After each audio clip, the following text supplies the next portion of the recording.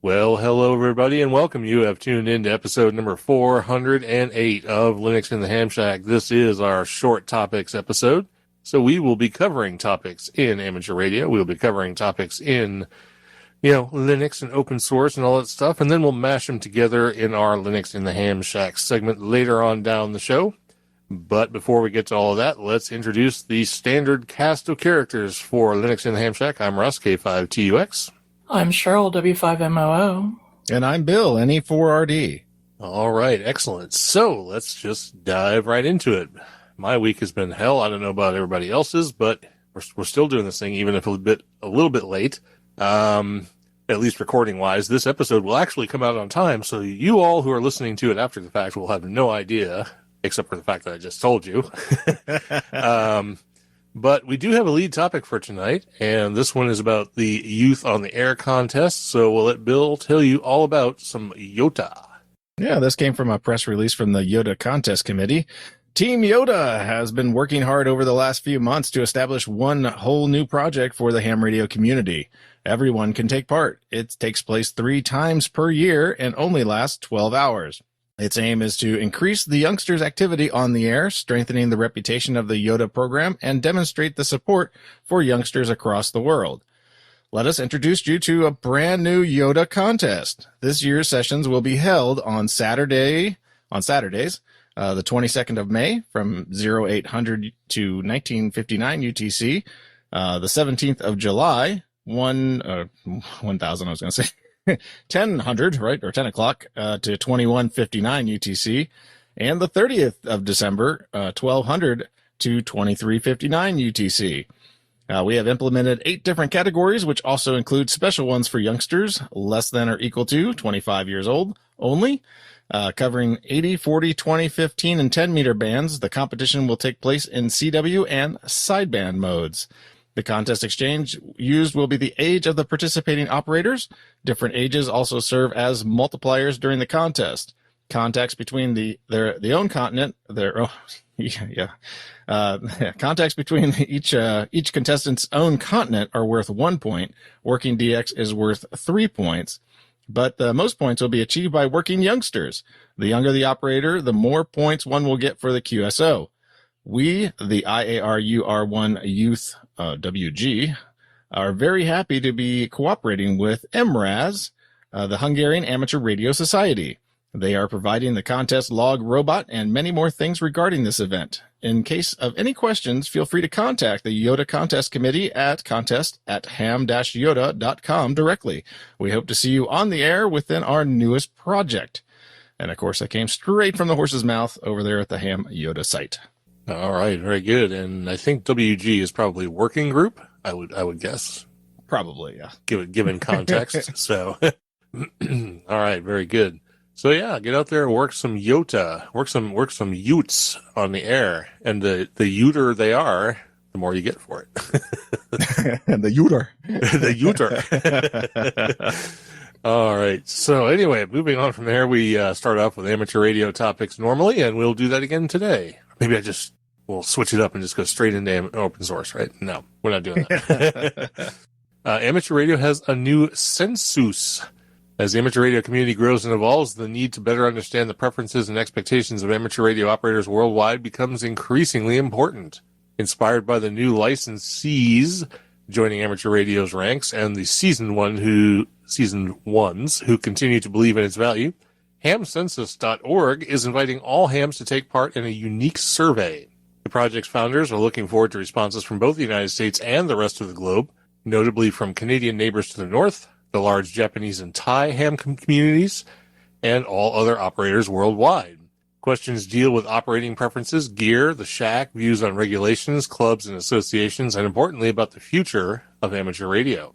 K3MRI, co-admin of both Ham Census and Ham Community, says, quote, "We wanted to give operators a louder voice to better inform club leaders, associations, manufacturers, and also regulators," unquote. He continues, quote, "We all want the amateur radio community to grow organically and collectively." And I haven't started drinking yet. I think Bill has. And for what we need to know, operators are thinking. For that, we need to know what operators are thinking. K3MRI and his team are counting on operators, clubs, organizations, and even ham-related businesses to spread the word, ensuring there is a large sample of respondents of all ages, all interests, and all nationalities. Ham's census, which is divided into 6 parts, runs year-round, delivering constantly updated results.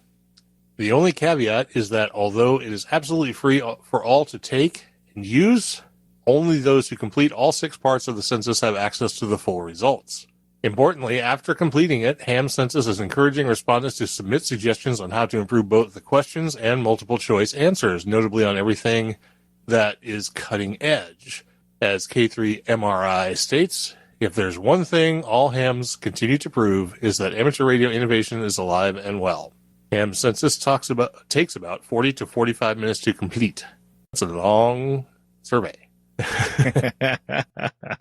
But it sounds interesting. I would love to see the results, but in order to see the results, I have to take the survey. I don't know. Yeah, maybe we can do an episode just running through the survey and group responding, right? Oh, I'm sure that would be thrilling radio. We have a deep dive. There we go. We'll put that in the books for like a month or two out. What is your favorite? What is your favorite band? A, 80 meters. B, 40 meters. C, 20 meters. Yeah, that'd be a thrill a minute. All right. Anyway, that came from the Southgate Amateur Radio Club, which normally we don't try and pull stories from, but I guess it was light this week. I saw this in multiple places, so I was like, well, I did find it in Southgate first. I could have read the copy straight from the website, from, obviously hamcensus.com or whatever it is. Right. But I was like, I should give credit to Southgate because that's who I actually found the article first on. So way to go, Southgate. You guys are awesome. They are awesome. I don't know how they pull all the stories they pull, but there's very rarely something that we find that they haven't already found. So, yeah, that's very true. On the one hand, good on you. And on the other hand, stop it. So, all right, let's see. We'll let Cheryl relax for a few over there. I don't know what she's doing. She might be working on a recipe or something, but, we'll switch back to you, Bill, and you can tell us about some new information on Codec 2. Yeah, I saw this post over on Dave Rowe's site, Codec 2 HF Data Modes Part 2, or Part 2. Over the past few months, I've been working on HF data modes, in particular building up a new burst acquisition system for our OFDM modem. As usual, what seemed like a small project turned out to be a lot of work. I've now integrated all the changes into the free DV API and started testing over the air, sending frames of data from a TX at my home to a remote SDRs all over Australia. The features on this update is, importantly, this work is open source. It's filling a gap in the HF data world. HF is used for ham radio, emergency communications, and in the developing world where no other infrastructure exists. It needs to be open. High performance waveforms designed for fast fading channels with modern forward error correction. Thanks to Bill, VK5DSP. Cool call sign there. I wonder if he's an audio guy. Yeah. Yeah, probably not. Probably just random call sign, right? Yeah, I know. You got that one. Yeah, by allocation. Yep. Yeah. Implemented as a C library that can be cross-compiled on many machines and called from other programs, C and Python examples. You don't need to be tied to one operating system or expensive proprietary hardware. There's another dig at Ambi, right? Further development is supported by a suite of automated tests. Yay, continuous integration. I'm not aiming to build the full-blown TNC myself, just the layer that can move data frames over HF radio channels. This seems to be where the real need lies and the best use of my skills. I have, however, been working with TNC developers like Simon, DJ2LS. Together, we have written a set of use cases that we have been developing against. This has been very useful and a fun learning experience for both of us. And that, of course, came from Dave's site, or Rotel. Cool, more innovation. More progress, yeah. Yep, in the Codec 2 world, it's being used all over the place, and it's, suck it, Ambi. Yeah, we got M17 coming along, and probably some other things will be developed using Codec 2, and different ways to do digital voice, and maybe Ambi will just open itself up and we won't have to worry about it if it doesn't want to have to try and compete with something like Codec 2. And interestingly, I was thinking about the fact that like some people will change their call signs to a vanity call sign to, memorialize something that they're interested in, like you with yours and me with mine and VK5 DSP with his.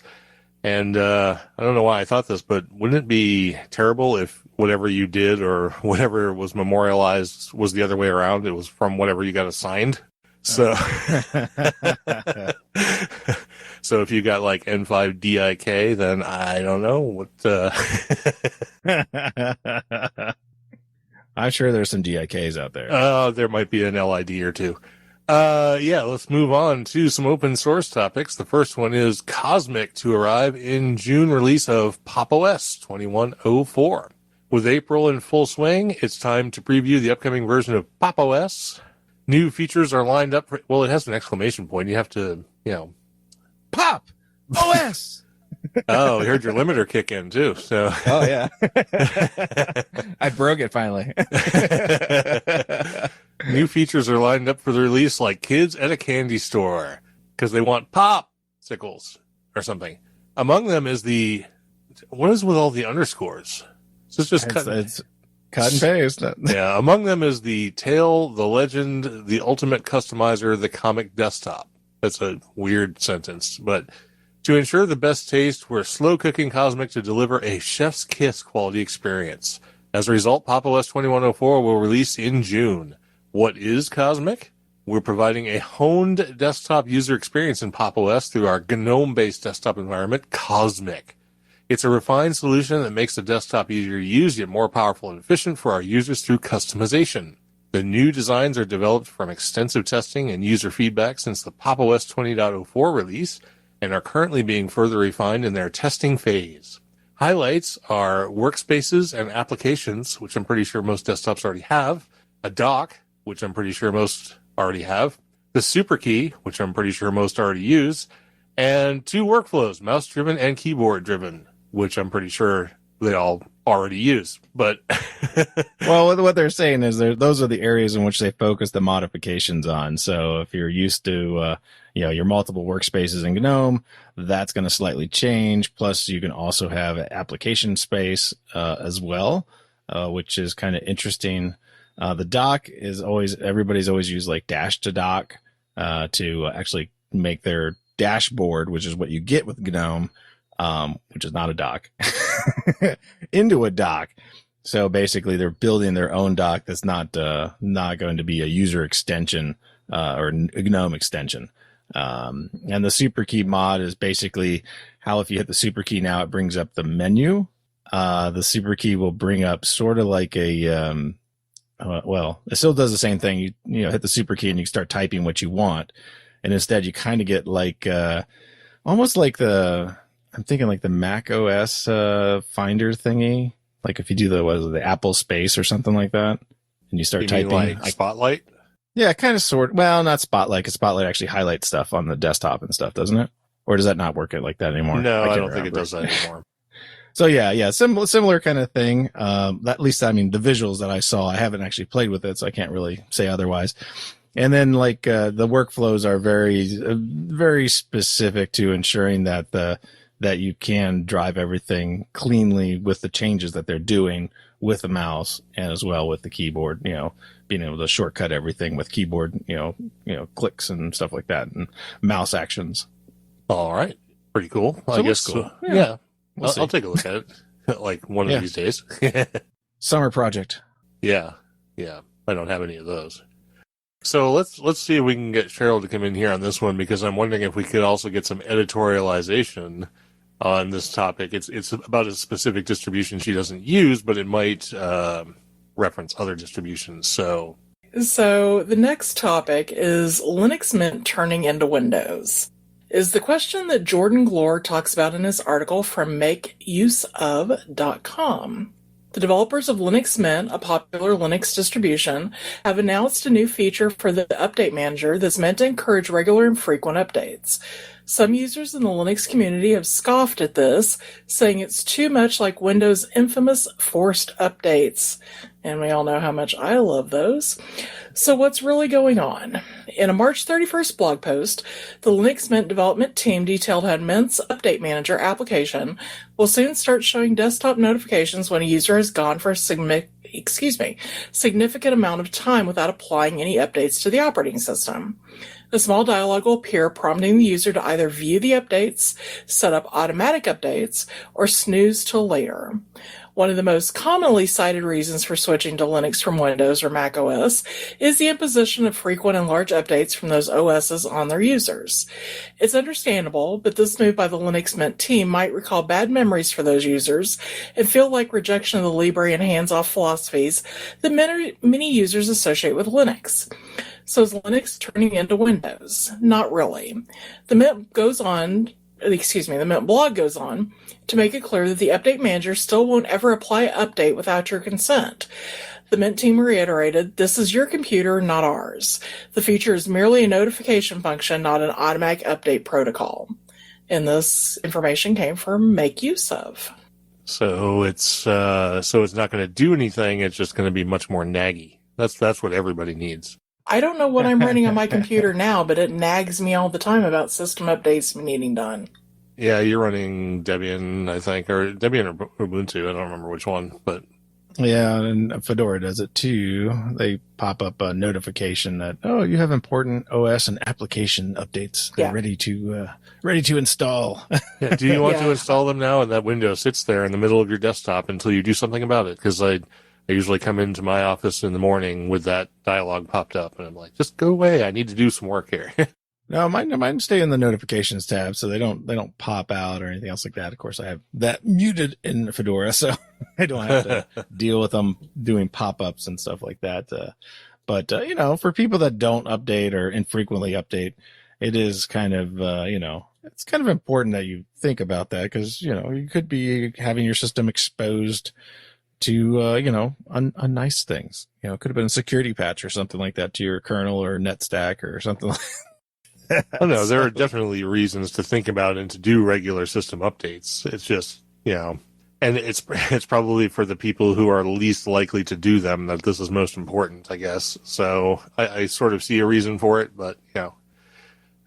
Linux Mint is supposed to be the friendly switch over from Windows, distribution. So, they're trying to give the full experience. Yeah, they want to give that full experience. They're like, oh, yes, you have to update. Go ahead and go have a coffee break while we reboot your machine 100 times. And I'm sure it's not that bad. I'm sure it's not. Well, very good.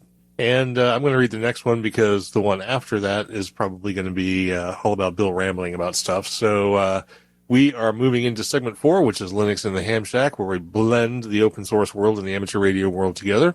This first story came from GitHub. So anyway, not that the story necessarily came from GitHub, but it's from GitHub. Yeah, it's a README basically. So this is about Universal Ham Radio Remote HTML5, the interface thereof. This is an implementation of a Python server and HTML5 front end to provide a web interface to use your TRX for both RX and TX. TRX, I'm assuming, is short for transceiver, I guess. Okay. I don't know that I've ever seen it written that way, but maybe I have. I don't know. You can use a basic and some advanced functions of your radio. You use the speaker and microphone of your computer to communicate. This is a project more oriented for voice or CW. Oh, man. Come on, stomach, I need a drink. Caution. It is designed for Raspberry Pi OS 32-bit light, actually minimal image based on Debian Buster. Use only if it is legal in your country. It is intended for remote use. It is not designed for use on the same computer as an interface, even though it will likely work. Please don't raise an issue for anything outside of the intended design. Like anyone's going to read that. Universal Ham Radio Remote HTML5. Sounds interesting. I'd like to see a sort of software-based API for interfacing with rig control. I'd check that out for sure. Yeah, and it rides on top of Python 3, basically running a Tornado server. I have tried to get this to work, and this became a topic only because we had kind of glazed over it when we talked to was a W3 DJS on the Ham Pi project. And one of the things that does get installed is this universal ham radio remote. Although, which I'll go ahead and kind of blend into the next topic, which is kind of my Ham Pi, Ham PC progress. Okay, go for it. It is not set up on Ham Pi. So it does look like there's a little bit of legwork to do there. I did take some time and try to get it to run, on my other desktop, my, Mac Mini. And, I got it to sort of run, but then I was having all other kinds of issues. One with, the SSL certificate that it uses, and, trying to use my own self-generated, whatever. And, let's just say I could never get it happy. And then I started editing the code to get rid of the need for SSL. And then I still couldn't get it to work. So I'm not sure if this is fully functional, or I just need to spend some more time in the debugger to really test this thing out and get it to work. Because, I mean, obviously, I don't think it really needs to be in a specifically a 32-bit environment. All of the libraries and everything else that it's dependent on obviously can be compiled on 64-bit, including Tornado and all the Python packages and stuff like that are included. So yeah, it didn't work for me. I tried and I couldn't get anywhere. And this is kind of like the same, or not the same, but like a similar kind of idea UI of controlling your rig, like the RigPi does that we've, discussed, on the MFJ 1234 project, that you could also download the image and play around with. Where that one works out of the box, this one does not. And, I thought that maybe the Ham Pi image, which I did load up on a SD card and get running on my Raspberry Pi 4. It looks like it wasn't fully configured there. Like the Python support libraries weren't all loaded, and I didn't dig into the actual Ham Pi Ansible runbook or whatever for it to see if it was just missing it or whatever. I think it's complaining about like hamlib not being there. And, of course, that's provided by like a library Pi hamlib and stuff like that. At least the interface to it. And, so that's not working either. So, thumbs down for, UHRR, which is basically the executable name. But if you can try, if anybody else wants to try out there and give us some feedback on your success or failures with it, we'll be happy to kind of continue to look at this. It definitely looks like an interesting, interface that you can expose, securely, through either, directly through the app itself, which does have user authentication and obviously SSL support in theory. And I saw one user in the GitHub had provided a wiki note of, actually, putting this behind Apache, instance, using SSL forwards and stuff like that, which I also tried. And I didn't have any luck with that either. Well, see, all of these projects are on GitHub, and as we all know, GitHub is spelled YMMV. Yeah, your mileage may vary. Absolutely. Absolutely. And I had zero success trying to get the Ham PC image to do anything. So I'm probably just going to call that one a wash for that. But I think he did explain in the deep dive that, that's still in sort of test phase, beta-ish. So your mileage may vary there as well. But the Ham Pi thing did work, and I haven't plugged it into a radio or anything else, but I did finally get a good look at everything that he's done there, and of course turned off Boink and the stuff I didn't want to look at. The nag window you get when it does boot up and log in automatically for you is, of course, for the the QSL ware licensing thing. You could probably take that out yourself. Of course, you'd probably be violating his license, but yeah, I like the organization that he's done in the ham radio subfolder, which you normally get with a ham radio pure blend anyway, because that gets added as a package, and all your ham radio apps end up being filtered into that menu folder if you actually use a navigating menu in your desktop environment. Obviously, if you're using GNOME, you're probably not using that structure at all, so none of that stuff is important for you. But he does a does organize it based upon, its use case, whether it's a SDR app, whether it's, logging app and stuff like that, which is really nice. It is really, really clean looking, menuing structure and stuff like that. So I was glad to finally get that loaded and take a look at it. So yeah, I probably won't play with it much more. I might try to get this UHHR to work on there, or UHRR, or whatever, ham radio, universal ham radio remote, and see how that goes. Yeah. Hammer. So, so yeah, that's kind of what I've been playing with here. So, that's all I had for those topics. Well, that sounds like it's good enough, actually. So, I don't have anything to add to that. I've not had the opportunity to play with Ham Pie a little bit. I'm actually in the market for some more pies because I have actually used all the ones I had. Well, there's a 2B plus running around here somewhere, but I have no idea where it is. So, if I find it, maybe I'll put it on there. We'll see how it goes. Why am I hearing birds? Oh, that's because my garage door's open. So the birds are chirping out here. It's springtime, baby. Yeah, springtime, baby. Well, I wish it was springtime here. It was spring for a couple of days 2 weeks ago, and then it's been back into sort of late winter again. It's been ridiculous. Well, it was snowing all morning, so, But none of it's around. It did all melted, obviously, and the sun's out, so that's why the birds are all happy. At least we didn't have any of that. All right. Well, that being said, we have come down to the end of our topics for episode number 408, but we do have... Did you just light up a cigar? Oh, mine's already lit. Oh, that was somebody unmuting, I think. Oh, that was me. Oh, are you lighting up a cigar? No, I just unmuted. Thank you. All right. Well, anyway, you know what's coming up. It's the social media roundup, so we'll go ahead and let you take us through it.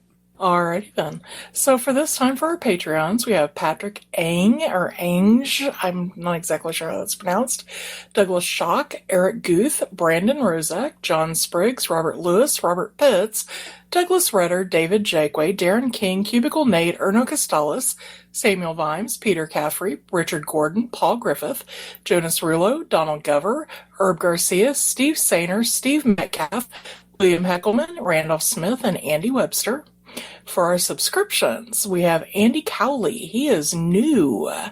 We have Eric Muller, Carl Backus, Isaac Gear, Thomas Foy, Michael Bradak, Kevin Ivey, Tony Coberly, Ronald Ike, Johnny Kinsey, Peter Spots, Fred Cole, Bill Piotr, Jeffrey Boris, Robert Halliday, Wayne Hale, John Clark, Steve Hepler, Michael Jopling, Roger Pereira, Howard Dittmer, Todd Bowers, Michael Carey, A. Taylor, Dylan Angle, Jim McKenzie, Bill Collins, Robert Black, Darren King, Randolph Smith, Robert Yerke, Steve Biella, Alan Wilson, Mark Farrell, and Jeff Zimmerman.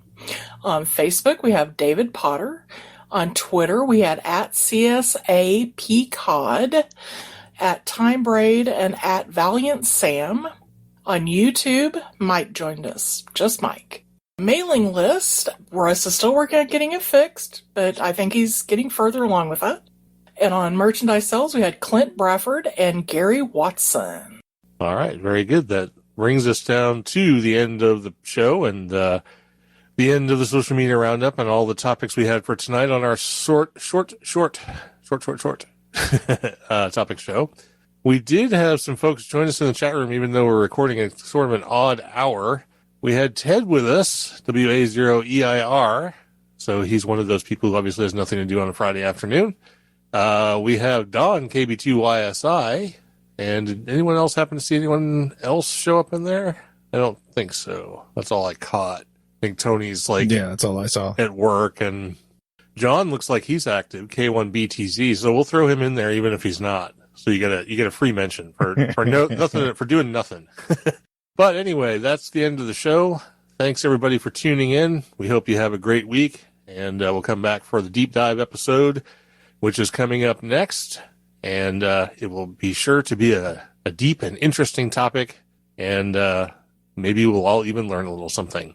But let's go ahead and get on out of here. This has been episode number 408 of Linux in the Ham Shack. I'm Russ, K5TUX. I'm Cheryl, W5MOO. And I'm Bill, NE4RD 73.